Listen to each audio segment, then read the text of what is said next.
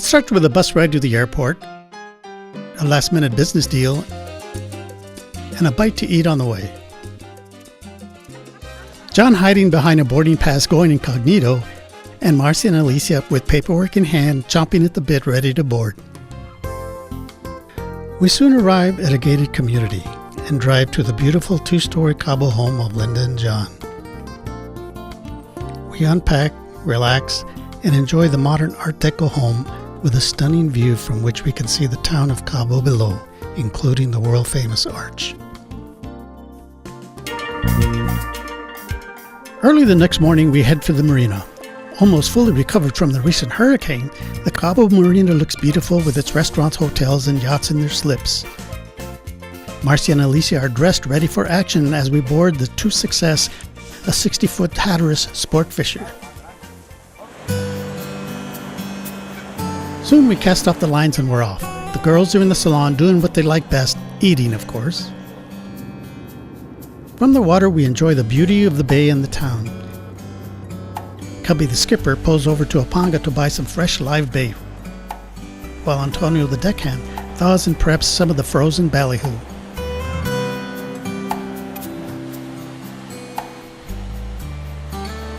In no time, Cubby enables the autopilot and we are at sea trolling. The girls are busy making out their shopping list and enjoying the camaraderie. While we troll, John gives me a treasure trove of information, a few John factoids.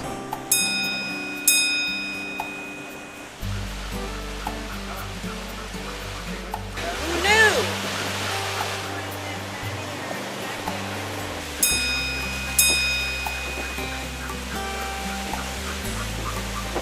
Well, so bitch. I asked Antonio, where are the fish? Se fueron de vacaciones. The weather was perfect and the seas calm. We observed various marine life like turtles, porpoise, and whales. Marcia started to feel under the weather, but after popping a few pills, she quickly recovers.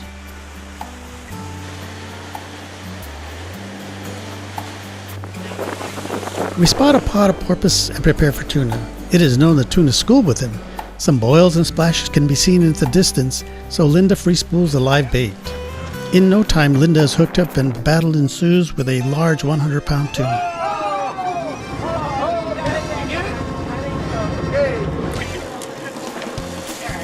You know tunas. Can you still speak it here? Might be, on the bait stick, might be one crank at a time. You're not even native. Not even, yeah. I mean, it's not. Yeah.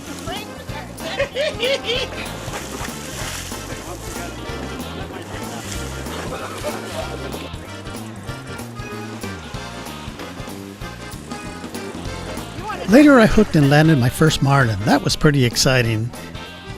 How do we know it's on? It's blinking, right? Oh! Want your first marlin? Yeah, go ahead. It's all clear. That way, keep going, man. There you go. There we go. Hey, look at it. Look, a marlin ate a rapala. And oh darn, I got my new shoes dirty. All right, that's just the beginning, man. It ain't over yet. Manny, the Marlinator. You're gonna have like Orale, Mandy. Marcia battles one of several Wahoos that puts up a real fight. And moments later, Antonio with the gaff hauls it in.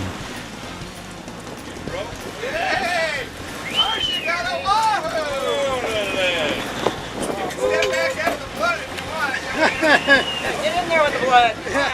Stand there. Look at it. With her next Wahoo, she gets a little help from Linda.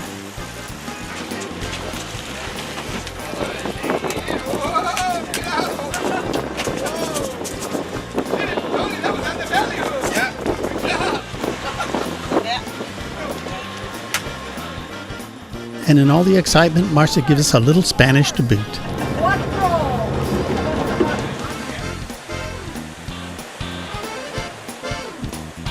Well, one of the many great days comes to an end, and it's time to head in. Cubby opens up the throttle and lets the 60-ton vessel fly. She reaches an easy 36 knots, pushed by her twin 1,550 horsepower Caterpillar engines, turning her massive 4-foot props. She definitely creates a huge rooster tail.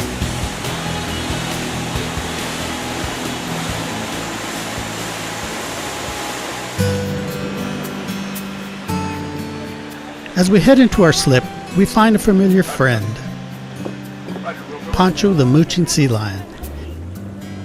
He smells fish on board and expects his cut. I think he knows you. Look at that. He looks right at you. No, he knows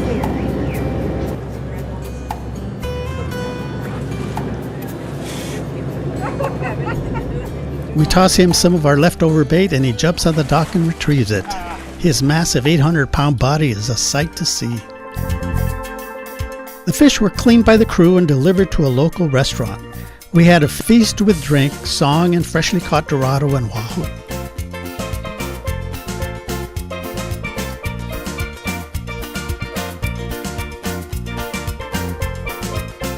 A great evening was had by all. We want to thank Linda and John for an incredible week at their home and boat in Cabo. Yes, my shoes were bloodied as John predicted, this week in December 2014.